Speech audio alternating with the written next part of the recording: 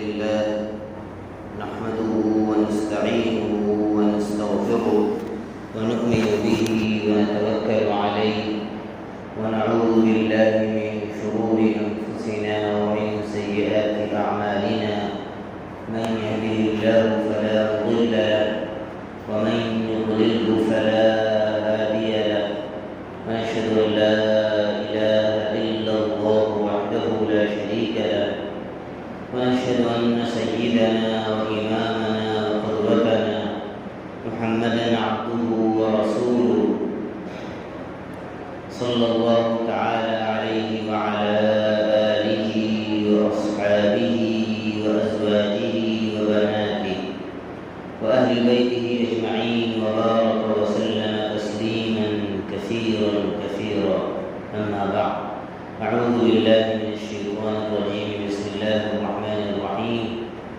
يا أيها الذين آمنوا اتقوا الله حق تقاته ولا تموتن إلا وأنتم مسلمون.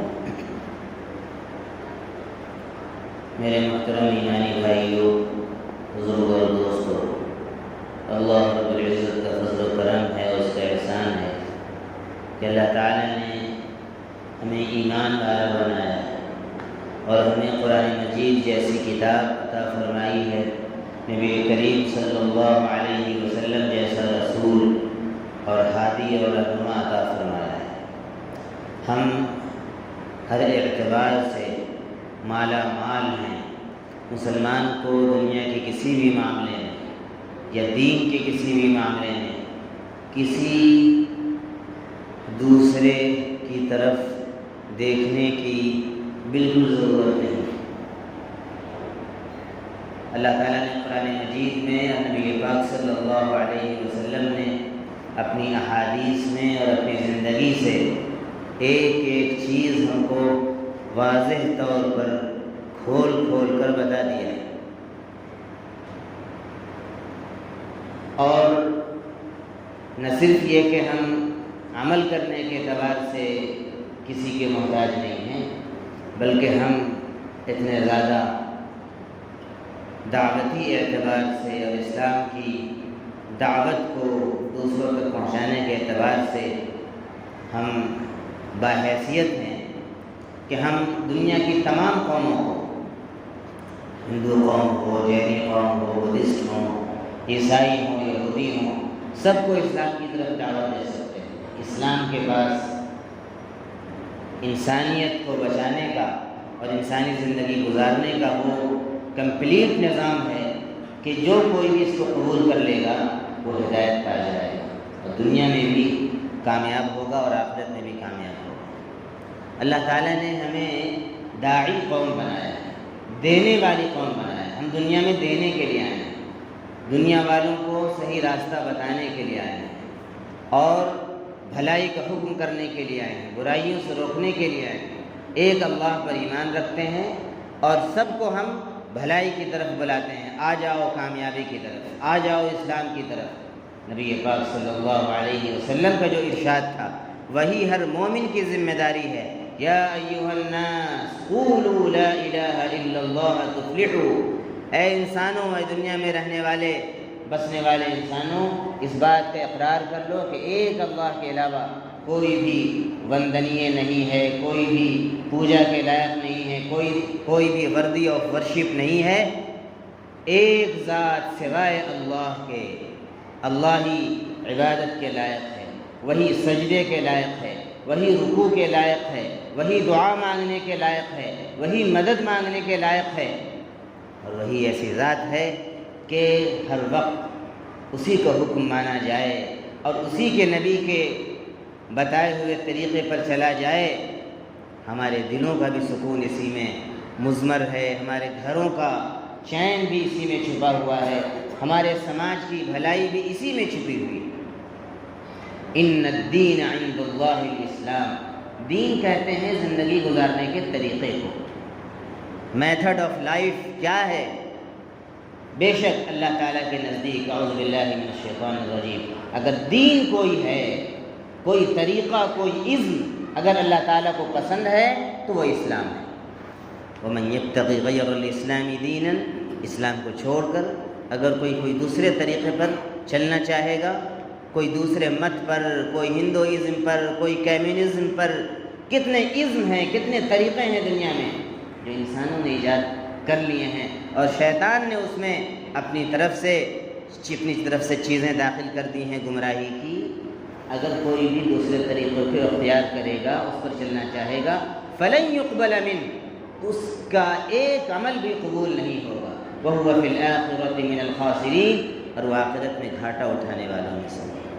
میرے بھائیو، بزرگوں اور دوستو، جب اللہ تعالیٰ نے ہم مسلمانوں کو اتنا مالا مال بنایا ہے اسلام کے اعتبار سے، قرآن کے اعتبار سے، اور نبی پاک صلی اللہ علیہ وسلم کی نسبت کے اعتبار سے، تو ہمیں بھی صحیح معنوں میں مسلمان بن کر رہنا چاہیے، ایمان والا بن کر رہنا چاہیے، اور دنیا کی قوموں کو اپنے عمل سے اسلام کا تعارف کرانا چاہیے۔ یہ ہماری ذمہ داری ہے۔ یاد رکھیے، ایک مومن کی دو ہی حیثیتیں ہیں، بلکہ ہر انسان کی، یا تو وہ داعی ہوگا یا مدعو ہوگا، یعنی دوسروں کو اسلام کی طرف بلائے گا یا خود دوسرے کے غلط طریقے کی طرف مدعو بن جائے گا، دوسرے اس کو اپنی طرف بلا لیں گے۔ دو ہی حالت ہے۔ اس لیے اگر ہم اپنے ایمان کی حفاظت چاہتے ہیں، اپنے بچوں کے ایمان کا تحفظ چاہتے ہیں، تو ہر حال میں ہمیں داعی بن کر رہنا ہوگا، اپنی زبان سے بھی اسلام کی طرف بلائیں، اللہ کی بڑائی لوگوں کو بتائیں، آخرت کے بارے میں بتائیں، نبی کے بارے میں تعارف کرائیں، تو ہم خود بھی ایمان پر باقی رہیں گے، ہمارا ایمان بھی سلامت رہے گا۔ اور اگر خدا نہ خواستہ ہم نے دعوت کو چھوڑ دیا، اپنے اسلام پر فخر کرنا چھوڑ دیا اور دوسروں کو اس کی طرف بلانا چھوڑ دیا، تو نتیجہ کیا ہوگا؟ وہی ہوگا جو آج ہو رہا ہے۔ آزادی کے موقع سے اب رفتہ رفتہ مسلمان غیر مسلموں کو خوش کرنے کے لیے، حکومت کو خوش کرنے کے لیے، ہندو قوم کو خوش کرنے کے لیے مسجدوں میں جنا گنا من گا رہے ہیں۔ یہ خالص شرکیہ عمل ہے، یاد رکھیے۔ آپ کہیں گے امام صاحب جنا گنا من میں کیا بات ہے، وہ تو وندے ماترم میں ہے۔ جنا گنا من میں بھارت بھاگیہ ودھاتا، اس کا کیا مطلب ہے؟ ہم لوگ اصل میں پڑھتے نہیں، غور نہیں کرتے ہیں۔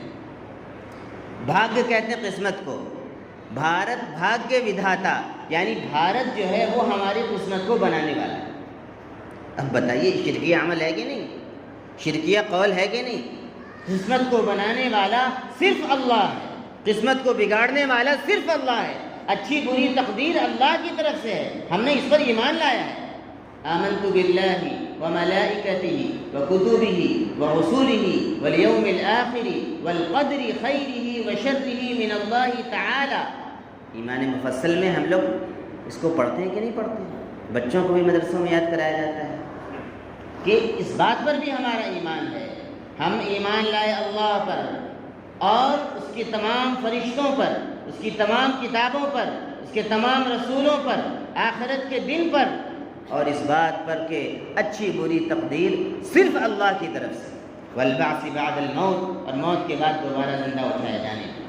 تو جب تقدیر اللہ کی طرف سے ہے تو بھارت بھاگیہ ودھاتا کیسے ہو جائے؟ اور اخیر میں کیا ہے؟ جے ہے، اللہ کے گھر میں اللہ اکبر، اللہ کی جے جے کار لگائی جاتی ہے، اور آپ اپنے ملک کی جے جے کار لگا رہے ہیں۔ آپ کو شرم نہیں آ رہی؟ آپ کو سمجھ میں نہیں آ رہا ہے؟ آپ اللہ کے گھر میں کس کی بڑائی بیان کر رہے ہیں؟ یہاں صرف اللہ کی بڑائی ہوگی۔ وَأَنَّ الْمَسَاجِدَ لِلَّهِ، تمام مسجدیں اللہ کے لیے ہیں، اللہ کا گھر ہیں۔ فَلَا تَدْعُوا مَعَ اللَّهِ أَحَدًا، اللہ کے علاوہ یہاں کسی اور کی بڑائی مت بیان کرو، کسی اور کو مت پکارو۔ میرے بھائیو، یہ نتیجہ ہے اس بات کا کہ ہم نے دعوت کا کام چھوڑ دیا، ہم نے دوسروں کو اسلام کی طرف بلانا چھوڑ دیا، حق کی طرف بلانا چھوڑ دیا، اپنے ایمان پر گرو کرنا چھوڑ دیا۔ تو آج شرک کرنے والے، گوبر کھانے والے، گاؤں موتر پینے والے اپنے باطل دھرم پر گرو کر رہے ہیں۔ لیجیے، آپ کو گرو کرنے کا کیا موقع ہے؟ آپ جانوروں کی پوجا کرتے ہیں، ہر کنکر پہ ایک شنکر ہے، آپ کا کون ہے؟ آپ تو جب چاہیں جس کو خدا بنا لیں۔ جو عرب میں 1400 سال پہلے جو برائیاں تھیں، جس طریقے سے وہ بیکورڈ تھے، 1400 سال بعد بھی نعرہ دیا جا رہا ہے ہمارا ملک امرت کال میں جا رہا ہے اور فنا ترقی کر رہا ہے، دنیا کو اہم ممالک میں اس کا شمار ہو رہا ہے جی، اور آپ 1400 سال پہلے والی برائی میں لپت ہو رہے ہیں۔ آپ گوبر پوتنا چاہ رہے ہیں، آپ گو موتر پینا چاہ رہے ہیں، پیجیے، آپ کی قسمت میں یہی ہے۔ جو شرک کرتا ہے اللہ تعالیٰ اس کے دماغ کو گمراہ، دماغ اس کا فیل کر دیتا ہے، اس کو برائی اچھائی نظر آتی ہے، اس کو بدبو خوشبو نظر آتی ہے، اس کو گندگی اور نجاست پاخانہ اس کو وہ اچھی چیز نظر آتی ہے جی۔ کتنا آپ لوگوں نے دیکھا ہوگا کورونا کال میں کتنے ایسے نالائق اور بدقسمت، قسمت کے پھوٹے اور قسمت کے مارے گوبر کھا رہے ہیں اور بتا رہے ہیں کہ اس سے کورونا چلا جائے۔ کھائیے، اور پتہ چلا کتنے لوگ اس کے بعد ایڈمٹ ہو گئے۔ کھائیے، آپ کی قسمت میں یہی ہے۔ جب اللہ کو آپ نہیں مانیں گے، اپنے پیدا کرنے والے کو نہیں پہچانیں گے، تو آپ کی قسمت میں یہی ہے۔ افسوس کی بات یہ ہے کہ ہم ایمان والے، ہم طہارت اور پاکی اور صفائی کا مذہب رکھنے والے، ہم نے دعوت کا کام چھوڑ دیا، ہم نے اللہ کی طرف بلانا چھوڑ دیا۔ نتیجہ یہ ہے کہ آہستہ آہستہ ہم ان کی غلط باتوں سے متاثر ہوتے جا رہے ہیں، ہمارے بچے متاثر ہوتے جا رہے ہیں۔ آج اسکولوں میں چھوٹے چھوٹے بچوں کو، آج بالکل چھوٹا سا بچہ 7 سال کا، ہم نے سنا گھر کے باہر وہ کیا کہہ رہا تھا، فلاں ماتا کی بھارت جے کر رہا ہے، لگا رہا تھا، ہم نے منع کیا اس کو۔ پتہ چلا کہ اڑیسہ میں ایک اسکول میں پڑھتا ہے بچہ۔ اسکولوں میں کیا سکھایا جاتا ہے ہمیں خبر ہی نہیں۔ ہم تو ابھی تک کسی نشے سے نہیں اترے ہیں کہ ہمارا بیٹا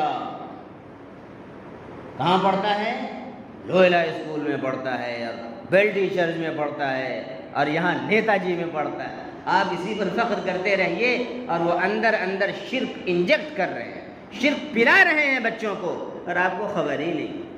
جتنی اچھی فیس، لمبی فیس لے لیں، آپ سمجھتے ہیں اتنا اچھا اسکول ہے۔ یہ ہماری مینٹلٹی بنا دی گئی ہے۔ میرے بھائیوں، ہمیں اپنے ایمان کی حفاظت کرنی ہے، اپنے بچوں کے ایمان کی حفاظت کرنی ہے۔ تعلیم دینا ضروری ہے، لیکن اس سے 1000 گنا زیادہ ضروری ہے اپنے بچوں کو ایمان پر ان کو قائم رکھنا۔ یہ ہماری پہلی ذمہ داری ہے۔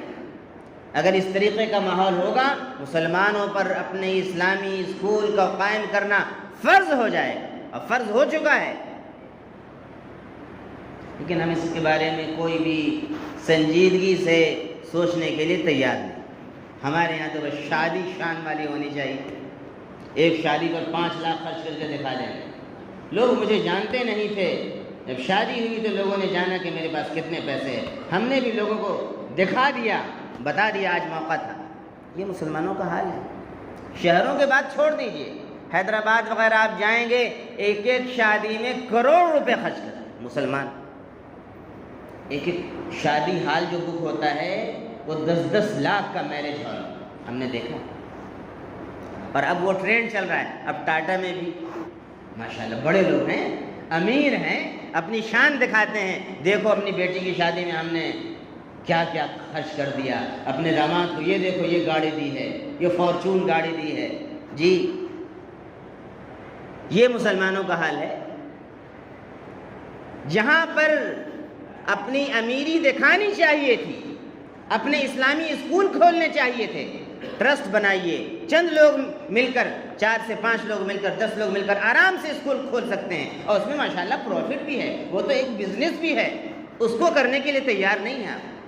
ایک چھوٹا سا آپ نرسنگ ہوم کو کھولنے کی پوزیشن میں نہیں ہیں، اور آپ اپنی بیٹی کی شادی میں شان دکھانے کے لیے تیار ہیں۔ اب مدرسے والے تو بیچارے اللہ تعالیٰ رحم کرے، آج بھی کوئی آ جاتا ہے تو اس وقت ہم ان کو حقیر نگاہوں سے بھی دیکھتے ہیں اور 10 روپے چندہ دے کر بھی ہم ان کو آنکھیں دکھاتے ہیں۔ جی یہ حال ہے، بہت بڑا احسان کر دیا ہم نے، اور تیسری مرتبہ آ گئے، بہت غریب بستی ہے، یہاں اتنا نہیں ہوتا ہے، جائیے نا شہر میں، وہاں پر ہوگا۔ جی اللہ کے راستے میں دینے کے لیے آپ غریب ہیں، اور دکھاوے کی شادی کرنے کے لیے آپ امیر ہیں، اور وہ بھی لون لے کر، بینک سے سودی قرض لے کر آپ شادی بیاہ کر رہے ہیں۔ تو آپ کے محلے میں نحوست نہیں ہوگی تو کہاں ہوگی؟ آپ کے گھروں میں، آپ کے محلے میں غلط کام اور جرائم نہیں ہوں گے تو کہاں ہوں گے؟ شادی شدہ لوگ شادی شدہ لڑکی کو لے کر بھاگ جا رہے ہیں، آپ کو کوئی شرم نہیں آتی ہے؟ آپ کسی کے بال پر کوئی جو نہیں رینگتی ہے؟ سب کچھ ٹھیک ہے، چل رہا ہے، آنکھ موندے رہیے، شکر مرغ کی طرح ہم لوگ سر گاڑ لیں کہ آگے کچھ خطرہ نہیں ہے، لیکن خطرہ منڈلا رہا ہے۔ غیر مسلموں کی طرف سے شرک کا خطرہ ہے، اپنوں کی طرف سے الحاد کا خطرہ ہے، بے دینی کا خطرہ ہے، لیکن ہم ہیں کہ بس سب ٹھیک ہے، یہ فلسفہ، یہ تصویر پڑھ رکھی ہے، سب خیریت۔ یہ اسلام نہیں سکھاتا ہے۔ نبی پاک صلی اللہ علیہ وسلم ذرا سا کوئی معاملہ ہوتا تھا فوراً آپ چوکنے ہو جاتے تھے، نوٹس لیتے تھے، صحابہ سے مشورہ کرتے تھے، اس کا علاج فرماتے تھے، اس مسئلے کا حل نکالتے تھے۔ یہ سنت ہے نبی پاک صلی اللہ علیہ وسلم۔ ہم کس نبی کی امت ہیں؟ میرے بھائیوں، بزرگوں اور دوستوں، اللہ تعالیٰ نے ارشاد فرمایا، یا ایھا الذین آمنوا اتقوا اللہ۔ یہ آیت بھی شادی کے موقع پر پڑھی جاتی ہے۔ گزشتہ ہفتے پہلی آیت ہم نے پڑھی تھی، یہ دوسری آیت پڑھی جاتی ہے نکاح کے موقع پر۔ پارہ 4 آیت نمبر 102 کھول کر ذرا سا پڑھنے کی زحمت گوارا فرمائیے۔ اعوذ باللہ من الشیطان الرجیم، یا ایھا الذین آمنوا اتقوا اللہ۔ اے ایمان والو، ڈرو اللہ سے، حق تقاتہ، جیسا کہ اللہ سے ڈرنے کا حق ہے۔ ڈرو اللہ سے جیسا کہ اللہ سے ڈرنے کا حق ہے۔ جب یہ آیت صحابہ نے سنی، آیت اتری، صحابہ کے اندر اللہ کا ایسا خوف تھا کہ صحابہ کانپ گئے اور کہنے لگے، اے اللہ کے رسول، ہم تو اس کی طاقت نہیں رکھتے اپنے اندر کہ اللہ کا جیسا حق ہے ڈرنے کا ویسا ہم ڈر سکیں۔ کیا ہوگا؟ کیا ہوگا؟ آخرت میں کیا بنے گا ہمارا؟ ہم تو ایسا نہیں ڈر سکتے۔ تو اللہ تعالیٰ نے پھر دوسری آیت اتاری، فاتقوا اللہ ما استطعتم، کہ جتنا ہو سکے تم سے اتنا اللہ سے ڈرتے رہو۔ ولا تموتن الا وانتم مسلمون، اور مت مرنا مگر اس حال میں کہ تم مسلمان ہو۔ اللہ تعالیٰ فرما رہے ہیں، کوئی مولانا نہیں کہہ رہے ہیں، کوئی مولوی کی اپنی گھر کی بات نہیں ہے، اللہ تعالیٰ فرما رہے ہیں۔ اور اللہ کا کلام زندہ جاوید ہے، قیامت تک قرآن کی ہر آیت زندہ ہے، اور ہر زمانے کے لوگوں کو قرآن اپڈیٹ کتاب ہے، اس کی زبان میں قرآن بات کرنے کی پوزیشن میں رہتا ہے۔ جیسے 1400 سال پہلے یہ آیت زندہ تھی، آج بھی زندہ ہے، اور ایسا لگتا ہے کہ آج اللہ تعالیٰ ہم سے مخاطب ہو رہا ہے آج کے حالات کو دیکھ کر۔ اللہ تعالیٰ تو ہر زمانہ اس کی نظر میں ہے۔ اللہ زمانے کو پیدا کرنے والا ہے، انسانوں کو پیدا کرنے والا ہے، وہ انسانوں کی نفسیات نہیں جانے گا تو کون جانے گا؟ الا یعلم من خلق، سن لو کہ جس نے پیدا کیا ہے وہی سب کچھ جاننے والا ہے۔ ولا تموتن الا وانتم مسلمون، مت مرنا مگر اس حال میں کہ تم مسلمان ہو، اسلام پر باقی رہنا چاہے کیسے بھی حالات آ جائیں۔ تم کو اسلام سے پھیرنے کی کوشش کی جائے، تمہارے بچوں کو اسلام سے پھیرنے کی کوشش کی جائے، تم اپنے اسلام پر ڈٹے رہنا ہر حال میں، جیسے صحابہ ڈٹے رہے۔ حضرت عبداللہ ابن حذافہ سہمی رضی اللہ عنہ کا واقعہ ہے، سنیے اور اپنے ایمان کو تازہ کیجیے۔ جب ایک بادشاہ کے پاس گئے اسلام کی دعوت لے کر، نبی پاک صلی اللہ علیہ وسلم کے ترجمان بن کر، تو اس کو غصہ آیا۔ اس نے کہا کہ یہ ہمارے دربار میں آ کر ایسی بات کہتا ہے، اس کو کھولتے ہوئے کڑاہے میں ڈال دو۔ حضرت عبداللہ بن حذافہ سہمی رضی اللہ عنہ کہ آنکھوں سے آنسو جاری ہو گئے۔ اس کے وزیروں نے بتایا جا کر کہ وہ رو رہے ہیں، تو بادشاہ نے بلایا، کہا کہ کیوں رو رہے ہو؟ ہم تو پہلے ہی کہہ رہے تھے تم کو کہ تم اسلام کو چھوڑ دو تو ہم تم کو بخش دیں گے، نہ صرف بخشیں گے بلکہ ہم تم کو حکومت بھی دیں گے اور اپنا داماد بنا لیں گے۔ تو انہوں نے فرمایا کہ میں اس لیے نہیں رو رہا ہوں، میں موت سے نہیں ڈر کے رو رہا ہوں، میں تو اس لیے رو رہا ہوں کہ عبداللہ ابن حذافہ کے جسم میں ایک ہی جان ہے جو ایک مرتبہ اللہ کے راستے میں شہید ہوگی اور ختم ہو جائے گی۔ میں اس لیے رو رہا ہوں کہ عبداللہ ابن حذافہ کے وجود میں 100 جانیں ہوتی، 100 مرتبہ کڑاہی میں ڈالا جاتا اور 100 مرتبہ اللہ کے راستے میں شہید ہوتا، میں تو اس لیے رو رہا ہوں۔ یہ ہے ایمان۔ صحابہ نے اپنی جان دینی گوارا کر دی، ایمان کا سودا گوارا نہیں کیا۔